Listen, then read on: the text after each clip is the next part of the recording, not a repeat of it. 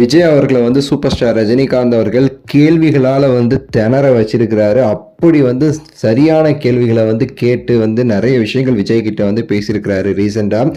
அது பற்றியான தகவல் வெளியாக இருக்கு. என்னங்கிறத நம்ம டீட்டெயிலாக வீடியோவில் வந்து பேசலாம். எல்லாருக்குமே தெரியும், கரூரில் நடந்த அந்த ஒரு விஷயம். விஜயோட கட்சியால் அத்தனை மக்கள் 41 பேருக்கு மேலே வந்து உயிரிழந்திருக்காங்க. அவ்வளோ பேர் வந்து இன்னும் ஹாஸ்பிட்டலில் குணமாகாமல் இருந்துக்கிறாங்க.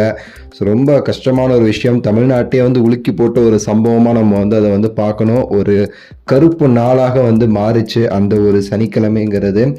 அப்போவே வந்து சூப்பர் ஸ்டார் அவர்களுமே சரி எக்ஸ் தளத்தில் வந்து போஸ்ட்லாம் போட்டு அவருடைய வருத்தத்தை வந்து தெரிவிச்சிருந்தார் அந்த ஒரு சம்பவம் குறித்து.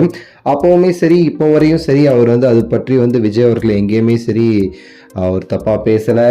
இப்போ வரைக்குமே அவருக்கான அந்த மரியாதை ரஜினிகாந்த் அவர்கள் கொடுத்துக்கிட்டு இருக்காரு. அதற்கான முக்கிய காரணங்கிறது ரஜினிகாந்த் அவர்கள் சின்ன வயசுலேருந்து பார்த்து வளர்ந்த ஒரு பையன்தான் விஜய் அவர்கள் அப்படிங்கிறது.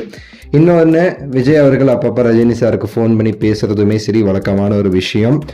சரின்னு சொல்லிட்டு ரீசெண்டாக விஜய் அவர்கள் சூப்பர் ஸ்டாருக்கு வந்து பேசி இருக்கிறது தான் வந்து தகவல்கள் இப்போ வந்து வெளியாகி இருக்கு. ரஜினிகாந்த் அவர்கள் இப்போ ரீசெண்டாக ஃபுல்லாகவே சரி அவர் வந்து ஆன்மீக பயணத்தில் இருந்துட்டு இருக்கிறாரு. ஒரு 3-4 நாள் முன்னாடி வந்து விஜய் அவர்கள் வந்து ரஜினி சார் கிட்ட வந்து பேசியிருக்கிறாராமா இது குறித்து.